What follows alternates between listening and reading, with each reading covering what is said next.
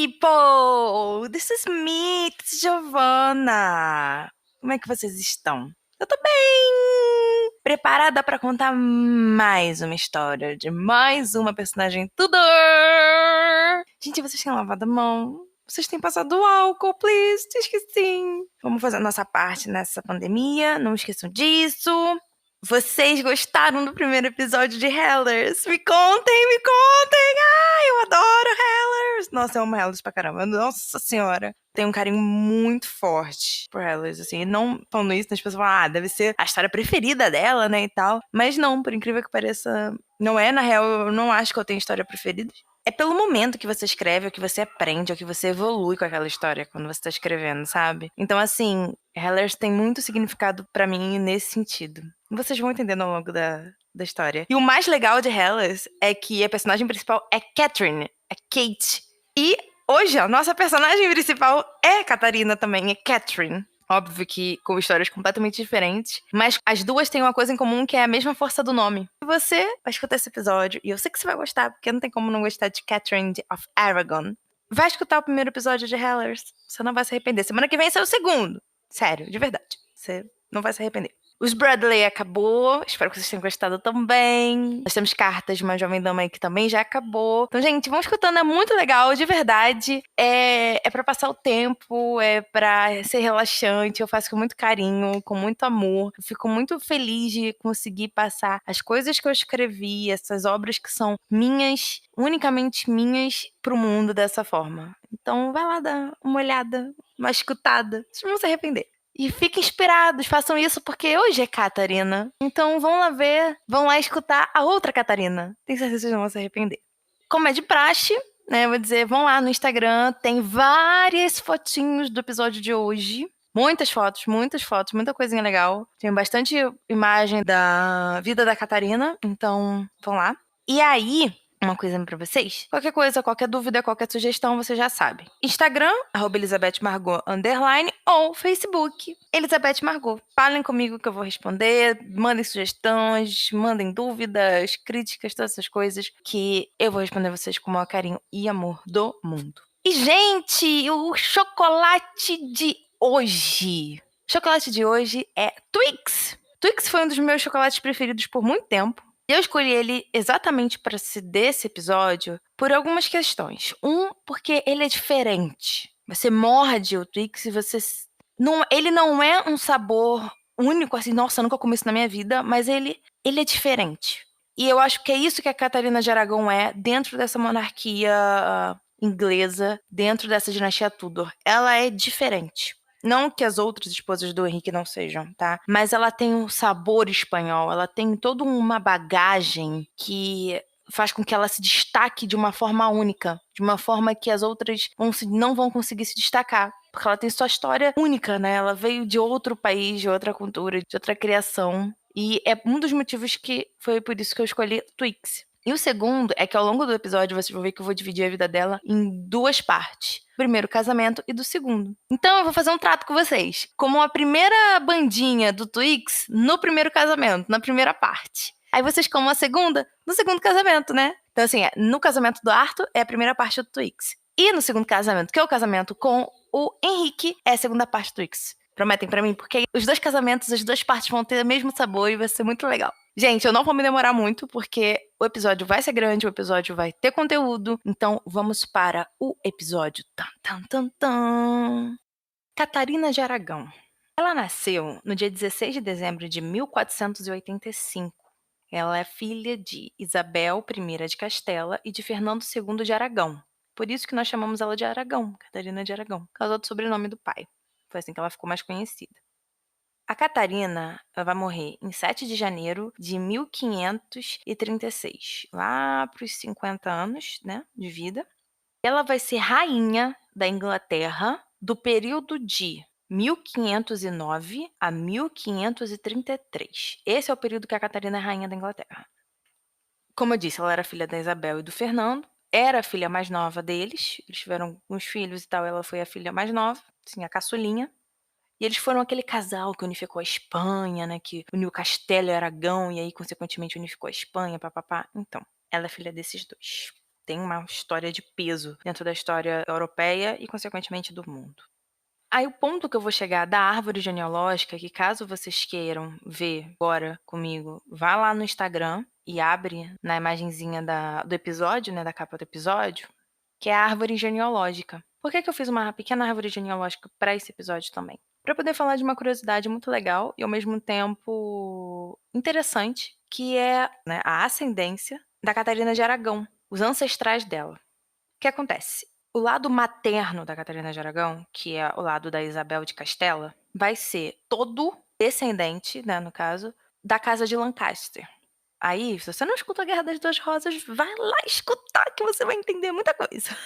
Um dos melhores episódios que eu já fiz na minha vida. O que acontece? John de Gaunt, que foi o primeiro duque de Lancaster e aí fundador da casa de Lancaster, teve vários filhos, aí teve os filhos lá da Guerra das Rosas e tal, mas ele também teve filhas. E uma dessas filhas, né, no caso duas especificamente, foram a Catarina de Lancaster e a Filipa de Lancaster. A Catarina de Lancaster virou rainha de Castela, ou seja, ela se casou com o rei de Castela. E a Filipa de Lancaster virou rainha de Portugal, ou seja, ela se casou com o rei de Portugal.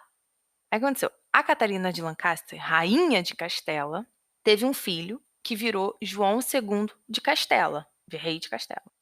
Aí a Filipa de Lancaster, que é a rainha de Portugal, teve um filho, João, que não virou rei nem nada, que teve uma filha chamada Isabel. Essa filha, Isabel de Portugal, casou-se com João II de Castela. Cara, os nomes se repetem. Amor, meu namorado, amor. Vai dar tudo certo, vida. Você vai entender. Meu, às vezes se perde, mas ele tá conseguindo. Tô tão orgulhosa dele, ele tá conseguindo identificar todos os nomes, coisinha tudo, ficou tão feliz. A Isabel de Portugal, ela vai se casar com o João II de Castela. Nisso, os dois vão ter uma filha, que vai se chamar Isabel I de Castela. Isabel I de Castela vai se casar com Fernando II de Aragão. E aí, eles vão ter vários filhos, e um desses filhos é a Catarina de Aragão. Tanto que o nome da Catarina, né, dizem, né, e tal, que é em homenagem à bisavó dela, Catarina de Lancaster. Então, a Catarina, pro lado materno, e de ambas vias maternas, como assim? Tanto do avô materno quanto da avó materna, ela tem sangue Lancaster, por causa da Catarina e da Filipa. E é muito interessante isso, você vê como as casas se unem, como há a tendência do sangue circular pelas mesmas pessoas. Tanto que isso faz dela prima de quarto grau do sogro. E se eu não me engano, de terceiro grau da sogra, é alguma coisa assim. Também não é muito interesse. Né? No caso, seriam Henrique VII e Elizabeth de York. A educação da Catarina foi feita da seguinte forma. Ela estudou aritmética, ela estudou direito canônico e civil, ela estudou literatura clássica, ela estudou genealogia e heráldica. Ela também estudou história, ela também estudou filosofia, religião e teologia. Ela estudou tudo isso. A educação dela foi baseada nisso. A Catarina teve uma forte educação religiosa. Isso aí, tipo, ela era filha de reis espanhóis. Um reino completamente religioso, católico, fervoroso. A educação dela ia ser baseada nisso e ela ia conseguir gerar uma fé tão forte quanto, tão fervorosa quanto, porque isso já estava nas suas raízes. E essa fé dela ia ser fundamental para tudo que ia acontecer depois. A Catarina lá falava e escrevia em espanhol e latim. E só falava francês e grego. Não escrevia em francês e grego. Ela só falava francês e grego. Só, né? No caso. Muita coisa já. Aí ela sabia cozinhar, sabia dançar, desenhar, bordar, costurar, fiar e tecer. Ou seja, a Catarina, ela é uma princesa, filha de reis vindos do medievalismo, do fim do medieval, vindo de uma Espanha caótica, de uma Espanha que não era Espanha, tá? Mas que estava em guerra com os mouros internas, muitas guerras internas. E ela foi educada para ser forte. Ela foi educada para ser fiel na fé, que era aquilo que eles mais acreditavam, e para representar o reino dela em qualquer lugar. Que sentido? Quando ela estuda direito canônico e direito civil, ela está perpetuando o direito religioso, que é o que o reino dela preserva tanto, mas ela também está perpetuando o direito civil, que é o direito, por exemplo, dos pais dela ao trono de forma civil, estruturas civis. Vou exemplificar de uma forma muito melhor. Direito canônico significa Idade Média. Direito civil significa Renascimento. Então, a Catarina de Aragão, ela vai conseguir, caso ela foi instruída para isso, né, ela foi levada a isso, a conseguir unir as características do fim medieval, que vinham com a realeza dela, com a realeza dos pais dela, trazia muita fé, muita devoção a Deus e à igreja, mas ela também vai conseguir unir, né, no caso, ela vai conseguir ser preparada e depois, com todos esses arcabouços, unir o direito do homem. Ela não vai ser uma mulher que vai usar só o direito da fé. Ela vai ter noção do que o homem é e do que o homem pode fazer dentro das leis do homem. Ela conhece as leis de Deus e conhece as leis do homem. Isso é muita coisa para uma mulher. Vocês não têm noção do quanto isso é gigante para uma mulher. E a Catarina, ela vai ter isso. Ela vai ter isso pelo empenho que tiveram com a educação dela e depois pelo próprio empenho e história de vida dela de conseguir unificar essas duas coisas. A Catarina é uma princesa católica, mas ela também é uma princesa política. E essa é a chave da questão de toda a vida da Catarina. Mas a gente vai conseguir bolar mais isso ao longo do episódio.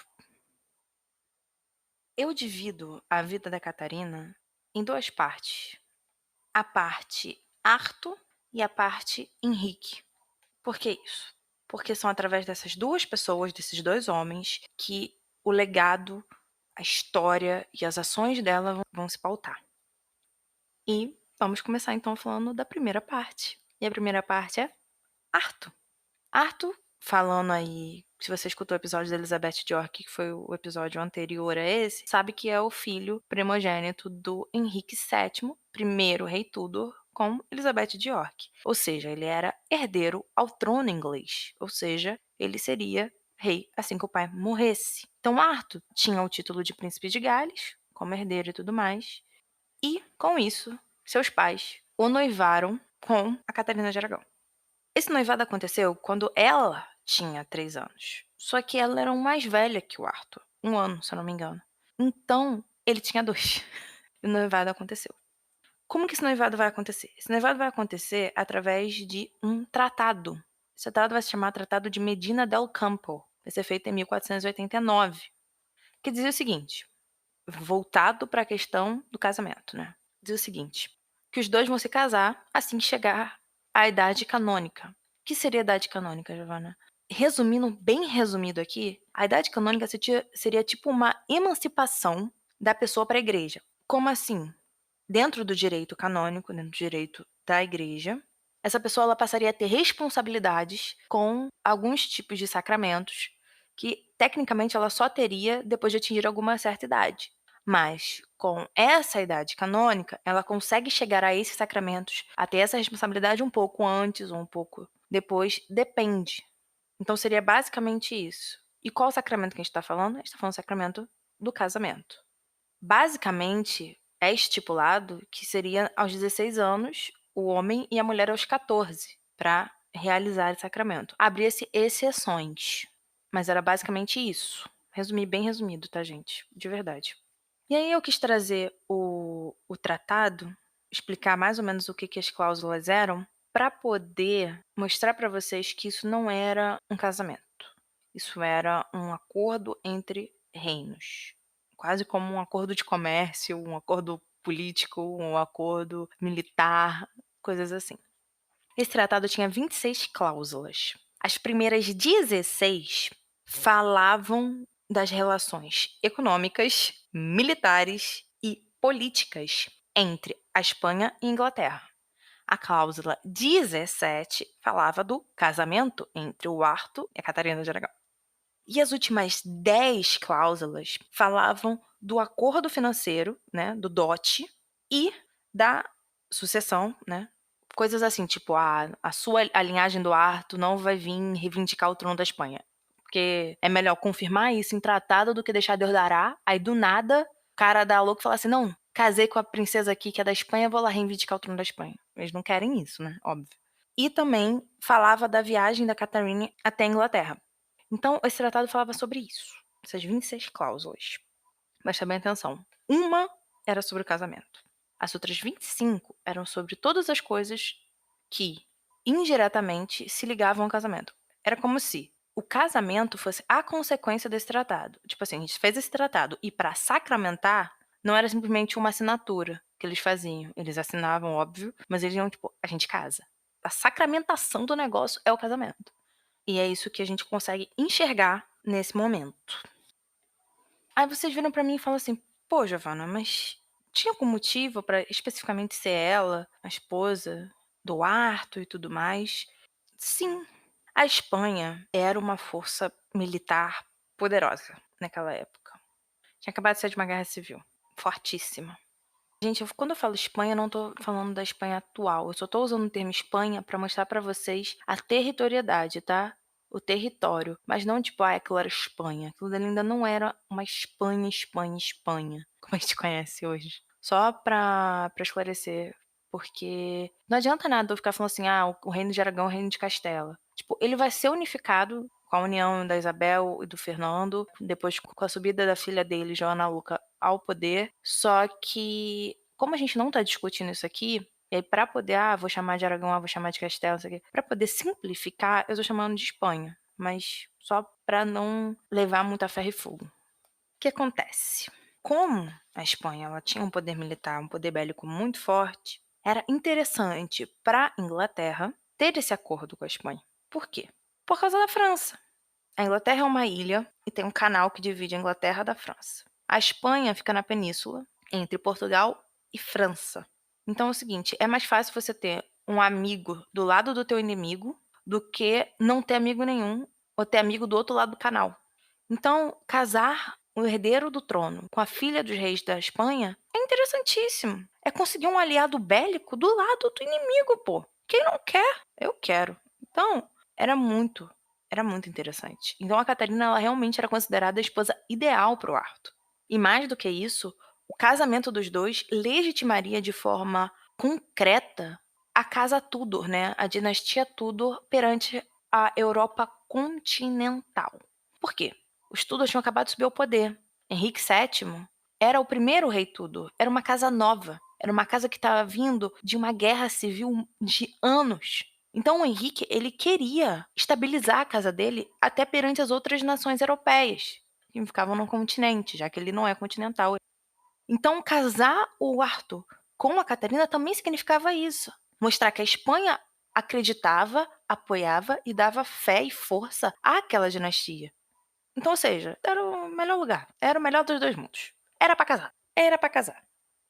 Os dois noivaram em 1497. E foi assim, foi um noivado por procuração. E foi através de uma dispensa papal, porque o Arthur ainda era muito novo. Ele não tinha idade canônica ainda. Então foi assim, vamos noivar, o Papa dá a dispensa, ou seja, o Papa autoriza, diz que o Arthur pode, não. É tipo um pré-acordo. É aquele pré. É o primeiro pré. Já deixa ele pré-agendado. E 2 anos depois, em 1499, o casamento é feito, por procuração também. A Catarina não estava na Inglaterra, então por isso foi feito por procuração. Então seria o primeiro pré é o noivado por procuração, o segundo pré é o casamento por procuração. Depois desse segundo pré do casamento por procuração, os dois, né, a Catarina e o Arthur, passaram a se corresponder por cartas. Eles estavam se correspondendo em latim, era a única língua em comum que eles tinham. Ela não foi educada em inglês, ela não sabia falar inglês. E o Arthur não sabia falar espanhol, mas sabia falar em latim. E aí eles se casaram em 1501. Aquilo foi a junção dos dois pré. Foi a sacramentação de todos esses acordos, esses pré, dessas despesas, foi aí. Arthur tinha 15 anos, aí já estava com uma idade boazinha pra casar, papapá, vamos casar esses dois. Isso foi feito. A Catarina, ela chega na Inglaterra em 1501, né? Eles se encontram em Hampshire, ele vai até Hampshire encontrar com ela e tal.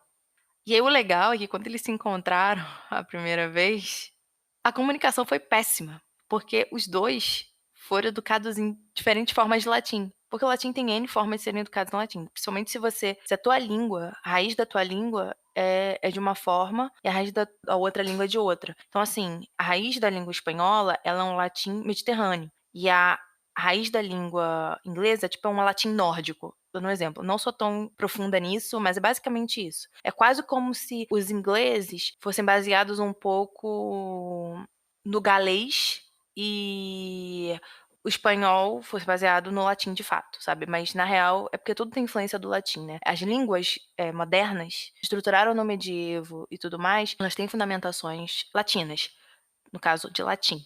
As nórdicas, não tanto. Tipo, a Alemanha não tem, Suécia, Suíça, esses lugares aí bem mais lá pra cima não tem. Mas a Inglaterra, ela fica nesse meio termo de tem uma certa influência, mas ao mesmo tempo não tem. Então como é que você vai entrar, entendeu? O inglês você consegue encaixar algumas palavras do inglês, do latim, mas ao mesmo tempo tem palavras do inglês que você não consegue encaixar. Se você pegar inglês medieval, é basicamente isso. Você consegue, tipo, isso aqui é mais nórdico que latim, isso aqui é mais latino que nórdico. Então, esses dois foram educados em situações assim, onde a língua dela, a língua espanhola, baseada total no latim mediterrâneo, ou seja, do latim ali pau a pau com Roma, e ele é um latim lá de cima que chega bem, bem fraquinho. Então, assim, os dois se encontravam e falaram: caraca, velho, a gente fala latim diferente, ferrou. Descrever uma coisa, tá, gente? Falar é outra. Latim o negócio é bem mais embaixo. Mas, enfim, deu-se um jeito. Eu acho muito engraçado isso. Vamos lá, enfim, vamos lá, vamos seguir. A Catarina, ela vai pra Londres, né, com o Arthur. Ela chegou dia 9 de novembro de 1501 em Londres. Aí entra uma coisa muito interessante, muito legal, que assim, você acha que tem gente que não tá esperando isso. Na comitiva da Catarina, vieram bispos, vieram nobres, vieram embaixadores e tudo mais. E vieram os criados dela. Entre eles, tinha uma comitiva de criados africanos. O exemplo de um criado africano dela é um trompetista, John Blake. Ele tem um nome em inglês.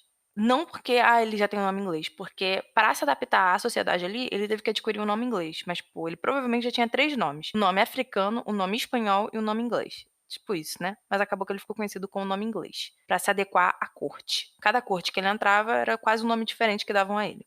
É um exemplo, ok? E aí, é muito legal trazer isso, porque essa comitiva de servos africanos, ela provavelmente, tá? Muito provavelmente, traz os primeiros africanos para a Inglaterra desde o período romano. Porque assim, com o período romano, a gente sabe que chegou africano lá sim. Isso eu não tô falando de africano só porque é negro, não. Tô falando, tipo, de egípcio, apesar de que de egípcio também é negro, enfim. Eu tô querendo dizer que, pelo Império Romano ter pego todo o Mediterrâneo, então quando eles chegaram até a Inglaterra, até os anglo-saxões, chegou gente da África lá, como escravo e tudo mais. Porque o Império Romano era isso, era uma mistura de raça, cor, religião, tudo, antes de virar católico, enfim, depois e por fim cair. Depois que há um corte nesse trajeto entre Império Romano e os interiores, esse fluxo de gente vindo de outros lugares mais longínquos, tipo África, tipo Egito, acaba ficando muito rarefeito. Eu não estou incluindo aqui, por exemplo, a área ali que contorna o Mediterrâneo. Ali, o contato ainda é muito presente. Tipo, na Itália, você ainda tem contato dos egípcios com os italianos e tudo mais. Tanto para mostrar que o contato ainda é muito presente, que a Catarina, espanhola, dentro da comitiva dela, tinha criados africanos. Então, assim, aquilo para sociedade mediterrânea europeia, né, quando eu falo sociedade mediterrânea, são aqueles reinos que contornam o Mediterrâneo, né, na Europa ocidental, não vou entrar nem no critério da oriental, é comum. É comum. Mas para uma Europa mais nórdica, onde a Inglaterra entra, durante a Idade Média isso ficou bem rarefeito. Não vou dizer que não existia, mas ficou bem mais, talvez não chegasse lá, talvez não ia até lá. Isso, quando, né, eles chegam, né, os servos negros, pá. As pessoas, né, os ingleses, ficaram com a ótima impressão, falando: nossa, que luxo, aquilo era de outro mundo, sabe? E viram muito bem isso, tanto pra princesa quanto pro próprio poder da família dela. Tipo, nossa, eles têm tanto poder que tem até criado negro. E aqui eu não tô entrando se é escravo, servo, tá, é criado. O discurso escravo, como a gente conhece na época moderna, vai ser adquirida com as Américas, não nesse tipo de situação que a gente está vendo aqui. Aquele era um servo, aquele era um criado. Isso quer dizer o quê? Não, ele não era escravo, ele não era coisa. Ele era pessoa. Era bem baixo, mas era pessoa. A cerimônia, né, finalmente, né, a cerimônia de casamento dos 2 aconteceu dia 14 de novembro de 1501, na Catedral de São Paulo. Essa catedral, muita gente vai pensar: "Ah, é que tem em Londres, né, e tal". Então, é a antiga, ela não existe mais, entendeu? A antiga Catedral de São Paulo, essa é nova. E aí o Arthur e a Catherine usavam cetim branco, eu achei muito interessante isso. E depois que a cerimônia foi feita pelo arcebispo de Canterbury, o banquete foi feito e tudo mais, tudo da melhor e mais requisitada forma de luxo possível dentro daquele local. Depois de casados, os 2 foram governar o país de Gales. Por que eles foram governar o país de Gales, Wellington? Pelo simples motivo de que o Arthur era o príncipe de Gales. Então, o Henry, né, o pai dele, falou: "Não, você tem que honrar o seu título e você vai ficar nas terras a qual o seu título lhe dá direito, que é o príncipe de Gales, você vai governar o país de Gales". E aí a Catarina seguiu ele, tudo bonitinho. Alguns meses depois, se eu não me engano, foram 5 meses depois, os 2 ficaram doentes com uma doença do suor. E é muito interessante que foi tipo uma epidemia, que naquela época tinha muita epidemia, tinha muita pandemia mesmo, tipo, de varrer toda uma coisa. Tem a peste negra e tudo mais, enfim. Naquela época a peste negra já havia acontecido, né? O pico, né? Havia acontecido na época, se eu não me engano, de Eduardo III. E teve essa epidemia dessa doença do suor. Por que doença do suor? Porque é muita febre, muita febre, muita febre.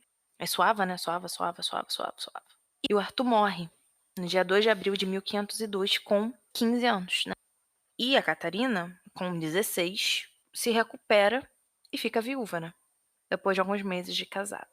E aí, o que a gente vai fazer com essa menina princesa espanhola, riquíssima, educadíssima, cultíssima, viúva de 5 meses, né, no caso, 5 meses de casada com Arthur. O Henrique, né, o segundo filho, tinha 10 anos só, tinha acabado de, né, Arthur morreu, o garoto de 10 anos virou herdeiro.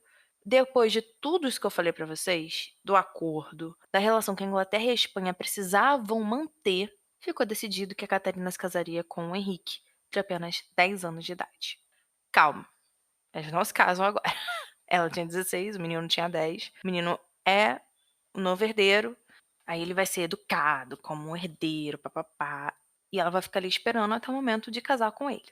Essa espera da Catarina, eu coloco o nome de limbo. Ela ficou simplesmente no limbo. Ela não voltou pra Espanha, ela ficou na Inglaterra. Ela não fazia parte da corte, no geral. E ela ficou, tipo, sem saber o que fazer. Ela não tinha espaço, ela não tinha lugar. Porque ela era viúva de um e prometida a outro. Qual era a importância dela nesse momento? Onde um tinha 10 anos, o outro tinha morrido. Era nada. O dote teve que ser devolvido, metade do dote, pá. Então, assim, ela ficou num limbo. Tipo, como uma tese, como na jaula de ouro, sabe? Numa gaiola, assim, de ouro, pá. Mas o interessante, que aí eu começo a chamar atenção para aquilo que eu já falei sobre a Catarina ser uma princesa que vai ser religiosa, que vai ter essas características medievais, mas que também vai ter essas características renascentistas, né, modernas, é que em 1507 ela vai servir como embaixadora da Espanha na Inglaterra. Estavam sem embaixador da Espanha na Inglaterra, e aí ela vai ficar um período servindo de embaixadora.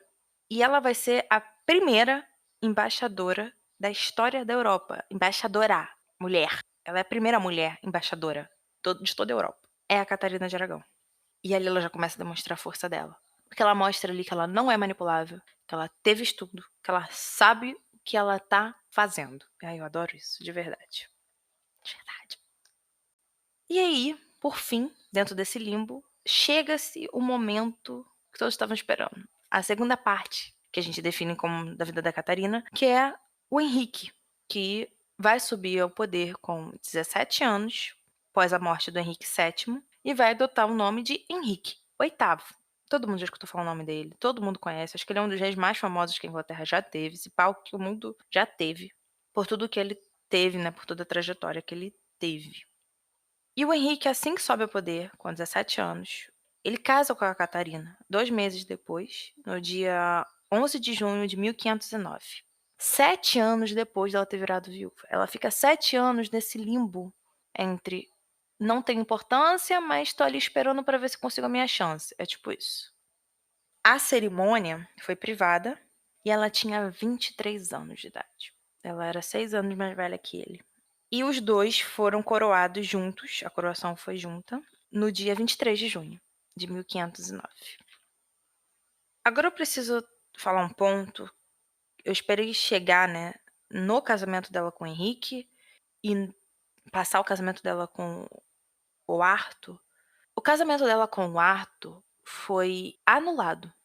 Anulado porque, após a morte dele, ela jurou de pé junto de que ela ainda era virgem, que não tinha sido consumado o casamento. Então, o Papa anulou o casamento. E com isso ela conseguiu noivar com Henrique. E aí, ser prometida, né, ao novo herdeiro ao trono da Inglaterra. Um ponto. O casamento dela com Arthur foi anulado. Eu já falei isso em algum episódio, não foi invalidado. Acho que foi no episódio da Elizabeth de York. Acho que foi o último episódio. Não foi invalidado, foi anulado. Como assim? Ele não se concretizou o casamento. Porque não teve a consumação. Inválida quando aquilo, tipo, não vale nada. Tipo assim, houve aquilo foi consumado, foi feito, mas ó, isso aí não vale de nada não, isso aqui tá tudo errado. Foi ilegal isso aqui, tipo, feito de forma ilegal. No casamento do Arthur e da Catarina de Aragão, foi feito tudo de forma legal. Só não houve a confirmação disso. Então ele foi anulado. Por isso que ela pode ser transferida, né, a promessa, né, o tratado e tudo mais pode ser transferido para o Henrique e ter o casamento, ter tudo de forma tranquila. Ou seja, sem muita alteração, sem muito problema com religião e tudo mais. Porque o Papa deu a dispensa, o Papa anulou, foi tudo tranquilo. E ela falou: olha, eu sou virgem ainda, eu não tive relações, a gente não consumou. E isso foi o ponto-chave para ela passar de um irmão para o outro. E assim, consequentemente, manter o tratado com a Espanha e Inglaterra e tudo mais. A Catarina, ela vai engravidar 6 vezes, mas ela só tem apenas uma filha, com o Henrique. E essa menina é uma menina, óbvio, essa menina é uma menina, óbvio. Ela tem uma menina que se chama Mary, que vai nascer em 1515. Essa vai ser a única criança que vai sobreviver no casamento dos dois. O que eu vou começar a citar aqui da Catarina, eu quero que vocês sempre pensem nisso. Ela é uma mulher, uma princesa, num período de transição do medievo para o Renascimento, onde há sim a importância do Deus, mas também há a elevação do homem e dos seus feitos e dos seus conhecimentos. Como que a gente encaixa nisso numa pessoa? Eu quero que vocês sempre pensem nisso para entender a Catarina de Aragão, porque a educação dela foi feita para isso. E aí por isso que a gente consegue entender todos os feitos que ela faz, todas as posições que ela toma, todas as atitudes que ela tem até o fim da sua vida, tanto religiosas quanto políticas. Desde ela ser embaixadora para a Espanha até, por exemplo, quando ela é regente da Inglaterra. A Catarina ela vai ser regente por um período de tempo da Inglaterra, enquanto o Henrique VIII teve que lutar na França. Ele teve um período que ele deu uma louca, né? Sempre, né? Sempre. Aquele cara sempre tinha um período de louca, assim. Geralmente era quando ele resolvia trocar de mulher. E ele resolveu ir pra França. Vou reivindicar o trono francês, porque não sei o quê, papapá. Ele deu uma louca. Aí foi e deixou quem no trono como regente? Ela. Regente mesmo. Quando a gente diz regente, é uma regente de fato. Não é só aquela rainha que vai pra corte, não. Ela governava real. Isso foi em 1513. Tanto que ela recebeu um título, que era o título de governadora do reino e capitã-geral. Ele deu esse título para ela nesse período. E nesse período, o que que rolou? Enquanto ele estava lá na França, lutando lá, dando a louca lutando contra os franceses, ela teve que lutar contra os escoceses do Jaime IV. Jaime IV também deu a louca e falou: vou invadir a Inglaterra, já que o Henrique não tá aqui. E, segundo dizem, né, ela usou uma armadura, ela estava grávida nesse período. Ela usou uma armadura e venceu, tá? A mulher venceu. Ela era filha de quem era, né? Uma coisa que é muito característica da Catarina é que a educação feminina foi muito importante para ela e teve muita força no período que ela foi rainha, né? No período que ela estava ali no poder. Além dela ter se dedicado muito para educar a Mary como uma princesa herdeira. Aí a gente entra num ponto aqui muito interessante. A Catarina, ela entendeu, de certa forma, óbvio que eu não sou ela para saber, que a filha seria a herdeira daquilo tudo. Ela não tinha conseguido ter mais filho, estava tentando, mas a garota era a única que tinha sobrevivido, era menina. Então, o que que eu vou fazer? Eu vou educar essa menina com tudo que eu posso, e melhor.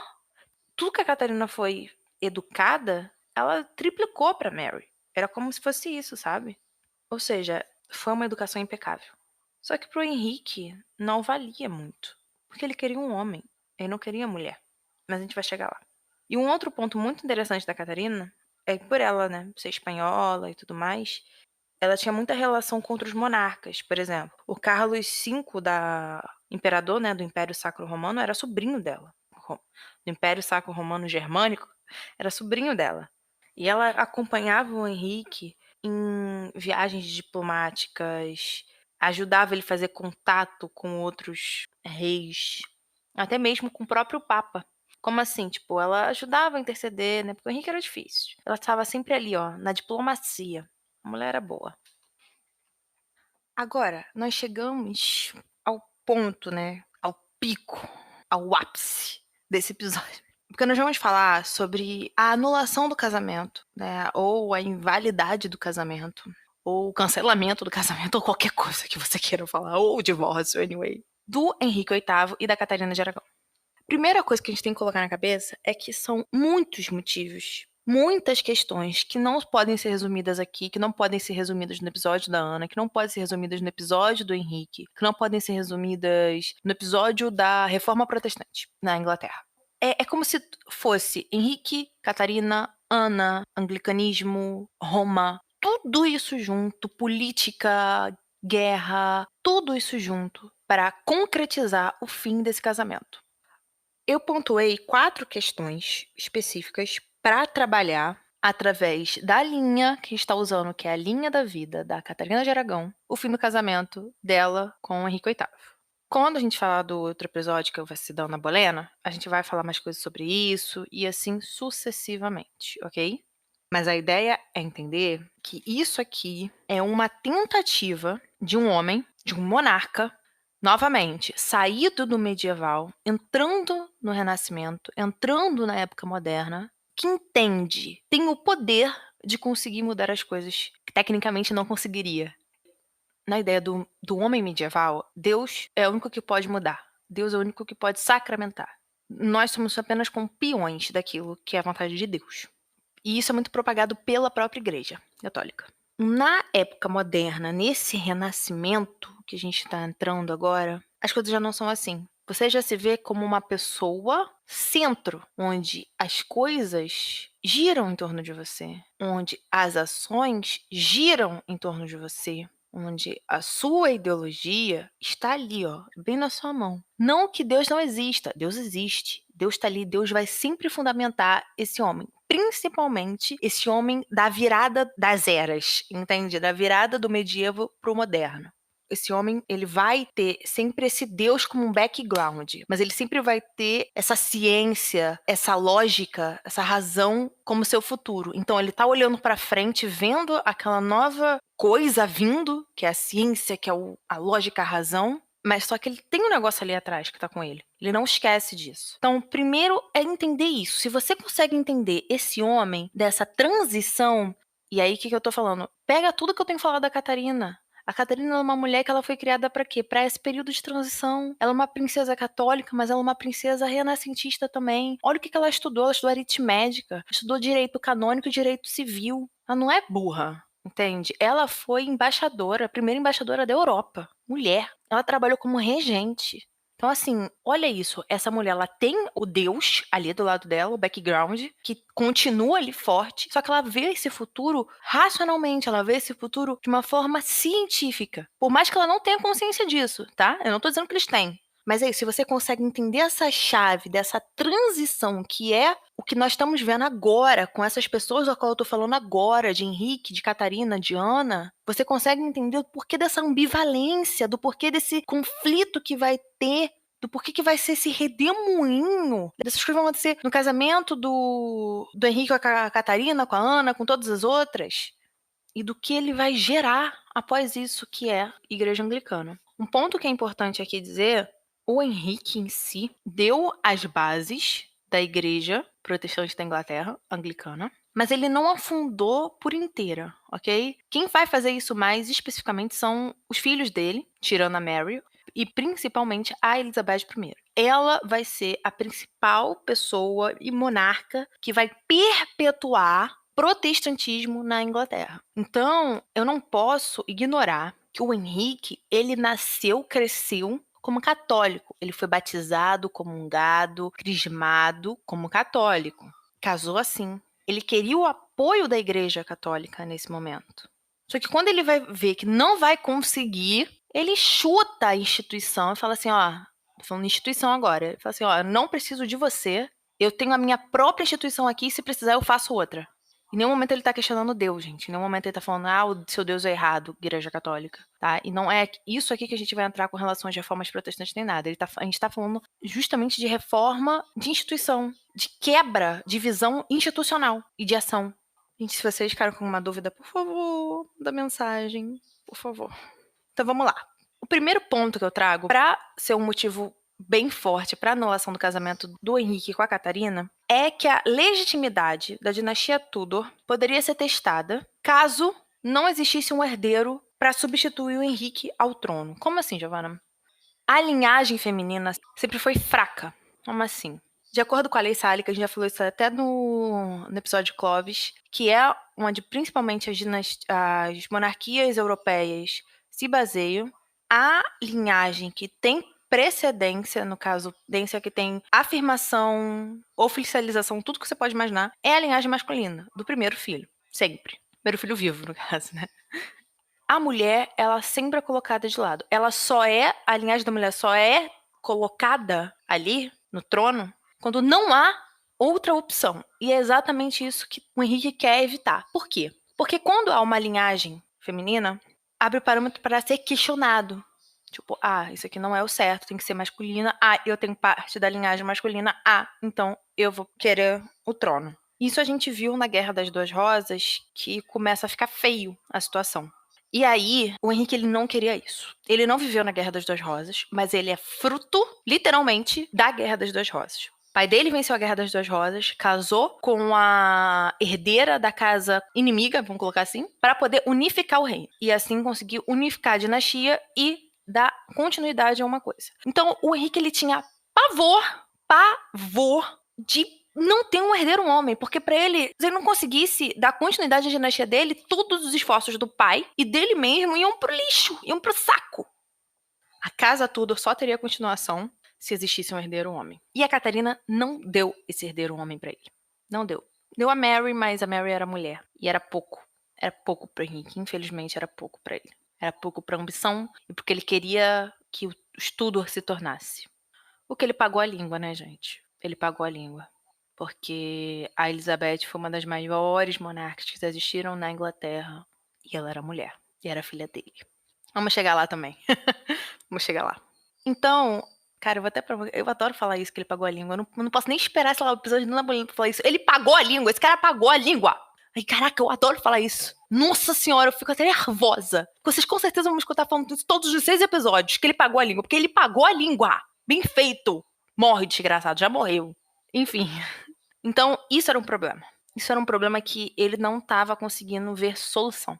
Nesse meio tempo, ele começa a se apaixonar, né? A se esbirrichar pela Ana Bolena. Isso aconteceu mais ou menos em 1525. Não vou entrar aqui na história dos dois. Isso aí vai ficar para outro episódio.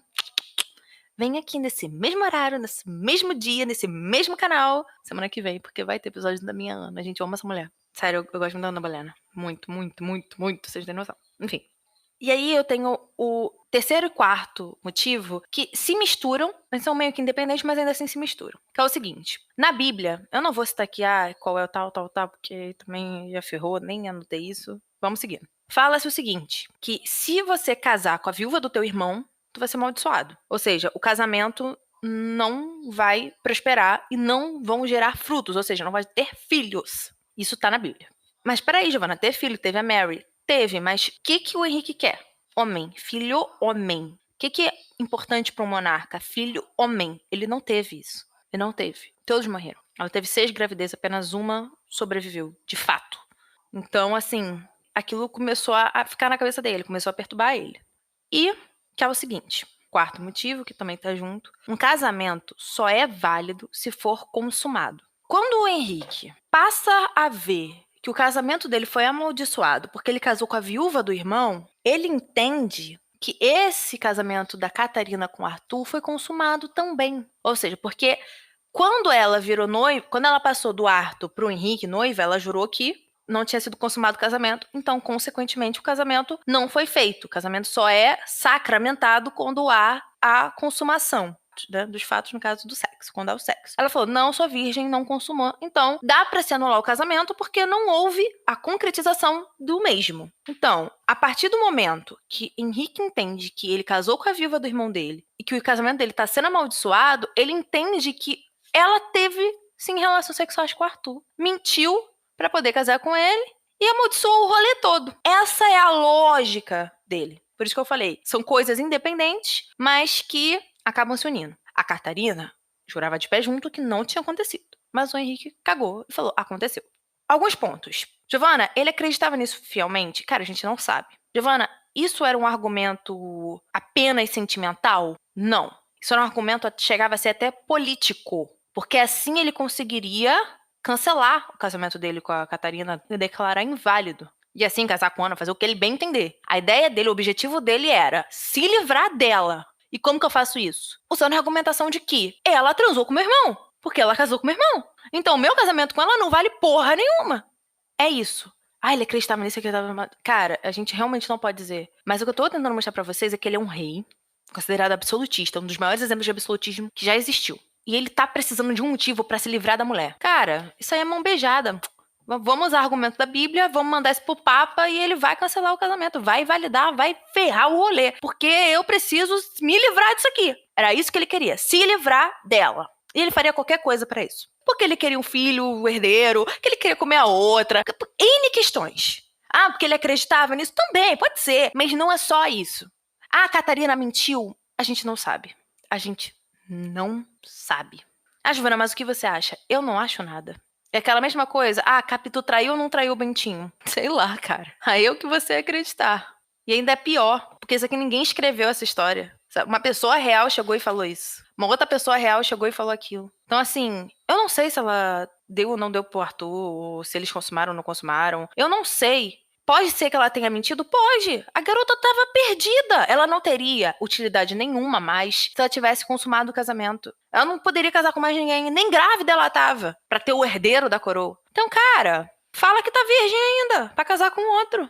E aí tem alguma serventia. Gente, presta bem atenção. Ela entendia o peso que ela carregava com relação ao tratado que o reino dela, que o país dela tinha com a Inglaterra. Ela entendia o dever dela. O dever dela era ser rainha da Inglaterra e cumprir o acordo entre a Inglaterra e a Espanha. E defender os interesses espanhóis ali. Esse era o dever dela.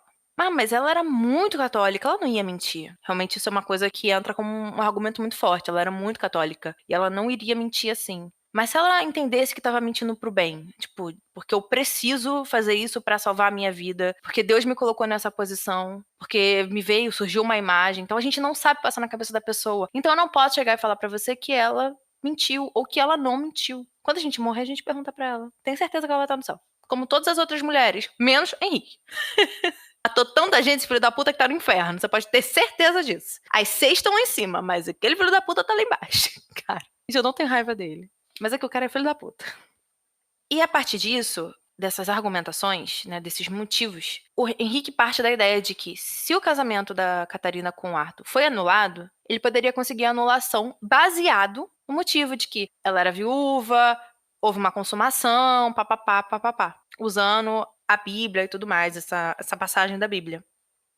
E aí é o seguinte, a Catarina vai virar na cara do Henrique, na cara de todo mundo e falar assim, não, eu sou sua rainha, eu casei com você virgem, entre aspas até, Deus me chamou para ser a verdadeira e legítima esposa do rei. Essa é a minha missão.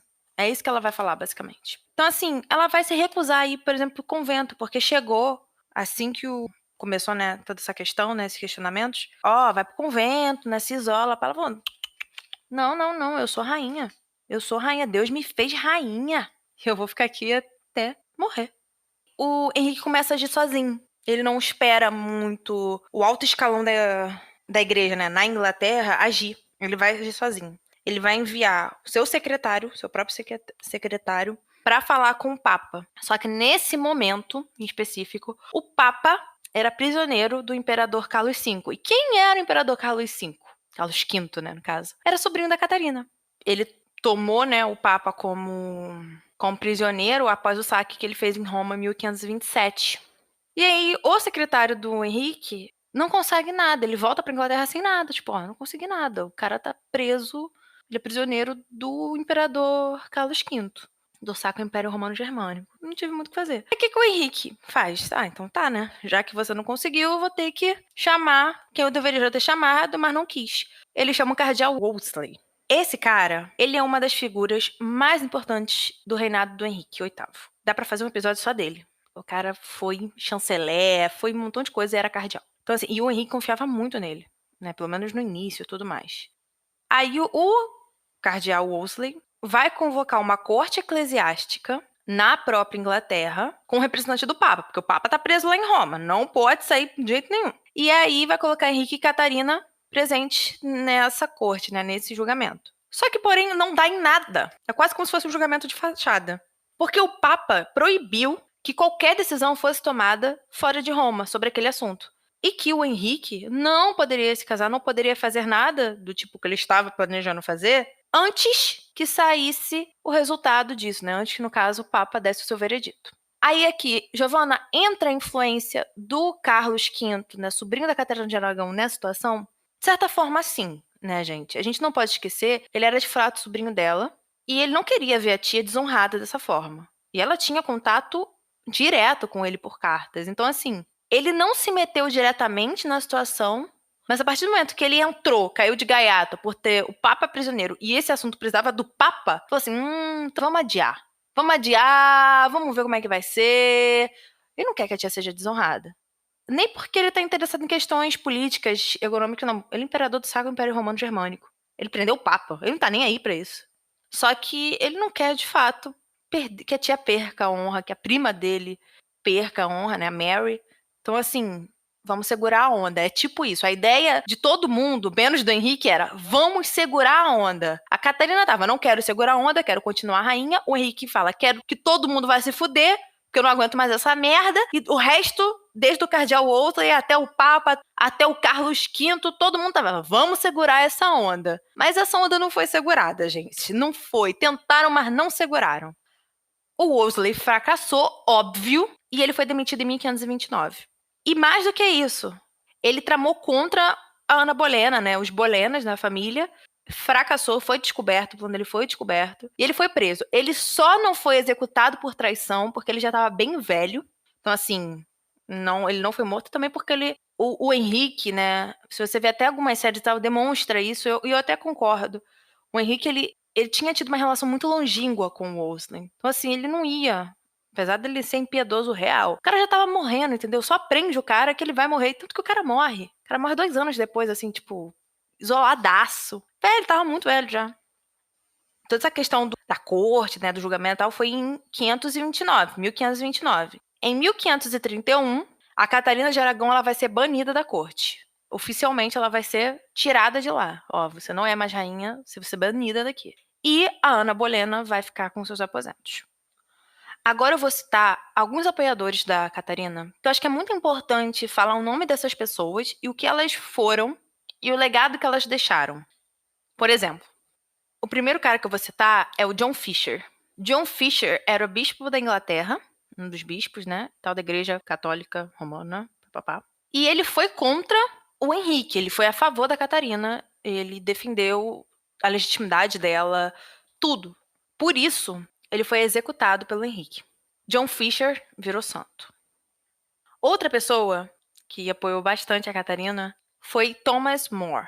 Chegou a ser Lord Chanceler da Inglaterra, né, de Henrique, e ele é autor do livro Utopia. É um livro conhecidíssimo de ciência política e tudo mais. O cara era advogado e tal, o cara era muito inteligente. Foi executado, virou santo. Essas duas pessoas representam o apoio à Catarina, mas mais do que isso, o apoio à instituição católica, um apoio à Igreja Católica. Eles estão virando e falando assim, Henrique, cara, olha, o teu casamento com ela é válido. Cara, a religião, a instituição católica fez tudo certo. Você tá errando e contra isso. Então, eles não simplesmente só apoiaram, tô apoiando só a esposa do rei. Não é isso. Eles estão apoiando toda uma estrutura que no caso é a estrutura católica, que o Henrique tá indo contra. E quanto a essa cisão... Gente, o Thomas More era muito amigo do Henrique. Muito. O Henrique executa. De verdade. O Henrique executa. Então, assim, quando isso acontece, esses caras viram santos por causa de quê? Por causa disso. Porque eles apoiaram, porque eles defenderam com a vida deles a estrutura da Igreja Católica. O que a Igreja Católica acreditava. E que o Henrique tava fazendo tudo contra. O Henrique tava falando, não acredito nisso, não quero isso. E o More e o Fischer estavam falando assim, não, a católica que tá certa, a estrutura da católica que tá certa, a instituição católica que tá certa. E é por isso que esses caras são considerados mártires, viraram santos, porque eles não defenderam só a causa da Catarina de Aragão, eles defenderam a instituição católica que o Henrique estava indo contra. Porque essa separação do casamento do Henrique com a Catarina de Aragão era também... acabou virando, né, justamente pelos percalços que aconteceram ao longo do caminho, como a gente tá vendo aqui, o Papa não deu, papapá, o Henrique começou a se revoltar e tal, começou a não ser mais Henrique e Catarina, começou a ser Henrique e Igreja Católica. A Catarina foi só o motivo inicial. Depois que não foi aceito, ele falou assim, olha, eu sinto lhe informar, mas se vocês não aceitarem, o motivo vai ser vocês agora. Porque eu não vou aceitar isso. Eu quero isso e eu vou fazer de tudo pra conseguir. Se vocês não vão me dar, eu vou procurar em outro lugar. Foi basicamente isso que ele fez. Ela foi o motivo inicial, né, pra a dissolução do casamento deles. Só que depois, quando a igreja não colaborou com ele, ele se voltou contra a igreja. E esses caras aqui estão falando exatamente isso. Cara, a gente não apoia você, nem no seu motivo inicial, que é você querer separar da Catarina, e nem em você virar as costas pra igreja. E esses caras encontraram a morte. O Henrique mandou matar, mandou executar todo mundo. E aí eles viraram santos porque a igreja entendeu isso, compreendeu que esses caras lutaram até o fim por ela e pelo que ela defendia, pelo que ela acreditava, e eles viraram santos mártires. Enfim, eu me empolguei. Continuando. A irmã do Henrique, a Mary, que foi rainha da França, também foi contra ele, só que ao contrário dos dois primeiros, ela não foi morta, ela não foi executada. Ela só demonstrou, ó, não concordo com o que você tá fazendo, ó. Não aconteceu nada de ruim com ela. Tem uma dama de companhia da Catarina de Aragão, Maria de Salinas, ela é espanhola, e ela era até dama de companhia na época do Arthur, e ela falou, tipo, olha, não houve tal, ela tá virgem, né, continuou virgem e tal. A Maria continuou apoiando a Catarina de todas as formas. O Carlos V, né, que é o imperador do Sacro Império Romano Germânico, óbvio, era a tia dele, ele ia apoiá-la. E por fim, e é o mais interessante, é William Tyndale. O William Tyndale, ele foi um reformista protestante. Ele participou da Reforma Protestante, ok? E ele foi responsável pela primeira tradução incompleta, tá? Não chegou a ser completa, da Bíblia para o inglês. Ele foi responsável por isso. E o Tyndale defendia a seguinte ideia dentro dessas reformas protestantes que estavam acontecendo na Europa, nesse período, defendia a seguinte ideia, de que o rei deveria ser o chefe da igreja de seu país, né, do seu reino, e não o papa. Quem conhece a igreja anglicana sabe que quem é o chefe da igreja é o monarca. No caso é a rainha. Atualmente nós temos uma rainha no trono. Quando ela falecer, vai vir o rei, e aí vai ser o rei, e assim sucessivamente. E aí, o Henrique, por incrível que pareça, teve acesso a esses escritos, a essas ideias do Tyndale. E isso contribuiu, ajudou na lógica da formação da igreja anglicana. Muito, muito interessante, né? Porque é um cara que foi até contra ao que o Henrique estava fazendo, e depois o Henrique pega os próprios escritos e as ideias do cara e utiliza para formar a própria igreja dele, né? Ele era inglês e tal, mas ele foi executado em 1536, mas ele foi executado em Bruxelas, porque ele já estava participando dessa reforma protestante na Europa continental. Então, assim, ele só era realmente contra o que o Henrique estava fazendo. Talvez ele não acreditasse que fosse a melhor forma.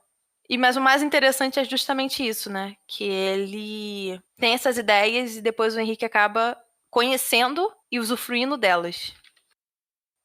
Em 1533, o Henrique vai casar com a Ana Bolena. Ele vai usar a justificativa de que o casamento dele com a Ana vai ser legal, ou seja, vai ser válido, porque o da Catarina com o do Arthur, e consequentemente o da Catarina com ele, foi válido. Então é como se assim, se ela teve 2, eu posso ter 2 também. Pô, é aquela criança que, eu também quero, sabe? O irmão ganha 2 tabletes de chocolate e a criança ganha 1. Ah, eu quero 2 tabletes de chocolate. Foi tipo isso. Ah, se ela teve 2, que né, não é válido, vocês não estão querendo anular, então eu vou ter 2 também e quero ver como é que vocês vão fazer. Seria tipo isso. Mas aí ele começou a agir já, de certa forma, muito independente da Igreja Católica. Porque o novo arcebispo de Canterbury, que vai ser um antigo capelão da família Bolena, ou seja, interessado, né? Todo mundo ali nos mesmos interesses, vai convocar um tribunal especial para, né, julgar e tal, e aí vai declarar o casamento do Henrique com a Catarina ilegal. Quando ele faz isso, o Henrique entra numa outra esfera. Ele vira e fala: Olha, agora eu quero ver você me peitar, porque eu já te peitei. Ele se coloca acima e fala: Já que vocês não estão anulando, cancelando, fazendo o que vocês bem entenderem com isso aqui, eu vou tomar a dianteira. E assim ele faz com esse tribunal especial. E aí, 5 dias depois de terem desse tribunal especial, feito pelo arcebispo de Canterbury, através do nome do Henrique, 5 dias depois disso, o casamento dele com a Ana Bolena, o casamento do Henrique com a Ana Bolena, é validado. Eu não vou entrar também aqui no como é que foi pra igreja, tá? Porque isso já também entra na questão da Ana, né? Eu tenho que saber dividir o que eu falo da Ana, o que eu falo da Catarina, porque tem um próximo episódio. Com isso, a Catarina vai ser chamada de Princesa Viúva de Gales. Ela entra numa posição de que o único casamento que valeu é o que ela teve com o Arthur, por ter consumado e tal, de acordo com a lógica do Henrique. E ela vai ser colocada, né, em reclusão até o fim da vida. E aí ela só vai sair dos aposentos dela pra ir à missa. Ela mesma vai se colocar em penitência, vai jejuar e tudo mais. A Catarina ficou proibida de ver a Mary. E os dois não poderiam trocar cartas. Porém, né, os simpatizantes, né, os apoiadores, as ajudavam a trocar algumas cartas, sim. Porque elas só poderiam se encontrar se reconhecessem a Ana Bolena como rainha, o que nunca aconteceu. Nem por parte da Mary, nem por parte da Catarina. E com isso elas não poderiam se ver. A Catarina morre logo depois, 3 anos depois, basicamente, né, de ter passado a ficar em reclusão. Ela vai morrer, né, segundo as fontes, de câncer. Na época, achavam muito que ela tinha sido envenenada, porque o câncer, quando não há tratamento e ele está em estado avançado, ele começa a ter uma cor muito escura, a dar cor na pele. E foi isso que aconteceu. Ela tinha, tipo, umas manchas no coração, porque na altura do coração e tudo mais. E aí, achavam que ela tinha sido envenenada. Sempre teve esses boatos. Porém, na real, não. Ela morreu de câncer. Ela foi enterrada na Catedral de Pittsburgh e foi enterrada como Princesa de Gales. Todo o ritual e o túmulo mais foi dessa ideia. Princesa de Gales, como se o único casamento que ela teve na vida e tudo mais fosse com o Arthur. O Henrique não compareceu e a Mary foi proibida de ir pelo pai. O Henrique não deixou a Mary ir. Um ponto interessante é que a Catarina sempre se considerou rainha, né? Mesmo que ele chamando ela de princesa de Gales, né? Ela sempre se viu como rainha da Inglaterra, ungida por Deus. Agora entrando no fim, né, já que a gente já falou do fim da vida dela, entrando em coisas pontuais, mas importantes. A Catarina, ela era muito religiosa, muito, muito. Ela tinha uma fé, assim, absurda. E ela era membro da Terceira Ordem de São Francisco. E ela levava muito a sério as obrigações dela, tanto como membro dessa ordem, tanto quanto religiosa católica que ela era. Mas ela também fazia valer, ela entendia onde ela tinha que ir como católica, entendia como tinha que ir como rainha. Ela conseguia fazer essa diferenciação. E onde a gente consegue ver a devoção da Catarina? A gente consegue ver na missa, na oração, na confissão e na penitência. Eram ações que ela fazia regularmente, que ela se dedicava fielmente, que ela fazia de corpo e alma, e que estavam atreladas à fé católica dela como católica em si e a um membro da Terceira Ordem de São Francisco. A aparência da Catarina, por incrível que pareça, se você olhar muitas séries, filmes e tal, sempre vão trabalhar ela de cabelo escuro, né, pá. Mas ela tinha pele clara, bem clara, e ela tinha cabelos loiros. Girava ali em torno do ruivo, mas não chegava a ser um ruivo, não. Ficava aquele loiro arruivado. Ela era assim. O que é interessante, porque realmente nas séries ela coloca ela de cabelo escuro, negro. Eu acho que muito também pra demonstrar a força que ela tinha a força que ela teve que ter por tudo que ela passou e por tudo que ela teve que se tornar. E aí, enfim, depois de muitos anos, quando a Mary vira rainha, isso a gente vai chegar, vai explicar direitinho, a Mary, né, a filha, declara o casamento do Henrique e da Catarina como válido e legal. Ela meio que restaura a honra da mãe dela. Que isso é genial.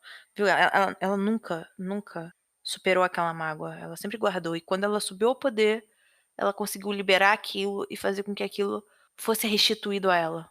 Ou seja, que a mãe dela voltasse a ter honra e voltasse a ser rainha, sabe? Mesmo no túmulo. A Catarina, ela era patrona do humanismo renascentista. Como assim, Giovanna? Ela patrocinava artes, escritores. Ela sempre estava envolvida nesses movimentos renascentistas. Era muito amiga do Thomas More e do Erasmo de Roterdã. Colocam que os dois haviam um mártir. E de fato ela foi. Talvez eu acho que ela própria se via assim, mas não de uma forma egocêntrica, mas uma forma de que eu preciso passar por isso, eu preciso passar por esse martírio para encontrar a salvação. Eu preciso enfrentar todos esses problemas para, enfim, pelo bem-estar da minha filha, para propagar a fé em Deus, a religião católica. Eu acho que ela também acreditava assim. Ela trabalhou muito em prol dos pobres. Óbvio, ela fazia até parte da Terceira Ordem de São Francisco, né? E um ponto muito interessante que mostra essa Catarina renascentista, que eu tanto falei aqui para vocês, né? Que ao mesmo tempo, né, que ela vai, é da Ordem de São Francisco, papapá, ela vem em encomenda e tem um livro chamado A Educação das Mulheres Cristãs, que foi um livro de Juan Luis Vives, e foi ela que impulsionou esse projeto. E foi um livro muito, de certa forma, muito escandaloso por focar na educação das mulheres e tal. Mas vocês entendem que educação e cristão estão juntos no título?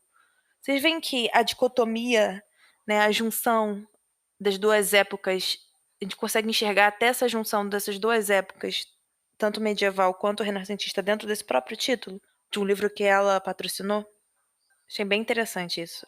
É um exemplo nu e cru do que de fato ela imaginava, o que de fato ela via dentro daquele mundo, do que aquele mundo estava se tornando, porque ela era fruto daquele mundo também. E aí, para terminar, que é uma frase, né, um comentário do Thomas Cromwell, que não era amigo dela, que a gente poderia dizer era até inimigo, de certa forma, ele fala o seguinte, ele fala que se a Catarina de Aragão não fosse mulher, ela poderia ter desafiado todos os heróis da história. E aí eu fecho o episódio com essa frase, trazendo também a seguinte reflexão, que é, né, o porquê que eu tô fazendo todos esses episódios, né, tô contando toda a história da dinastia Tudor através das mulheres. É para justamente mostrar isso, a força delas, o que elas fizeram. E a Catarina é um exemplo clássico disso, que eu acho que não é tão bem aproveitado, assim, na história geral, na história popular, mas que a gente consegue ver. Se você parar para analisá-la um pouquinho, como a gente está fazendo agora, você consegue enxergar esse poder, essa força dessa mulher. E que, de fato, se ela não tivesse vivido naquela época como mulher, ela teria passado arrasando todo mundo. É uma mulher de força, de garra, que lutou até o fim da vida. Então, gente, é isso. Terminamos o episódio de hoje com essa linda, absurda e forte história de Catarina de Aragão. Eu espero que vocês tenham gostado muito. Se vocês foram tocados, se vocês conseguiram ver o quanto essa mulher foi forte, eu faço um convite a vocês a ir escutar o primeiro episódio de Hellers e acompanhar essas primeiras semanas, porque a Catherine de Hellers é tão forte quanto essa Catarina. Não tinha melhor momento para nós falarmos de Catarina de Aragão e começar um audiobook novo com essas duas mulheres, uma que eu criei e uma que existiu. Elas precisavam estar na mesma semana de lançamento, assim, né? De serem postadas. Então esse é meu convite para vocês hoje, tá bom? Eu não vou me prolongar. Um grande beijo. Fiquem com Deus. E tchau!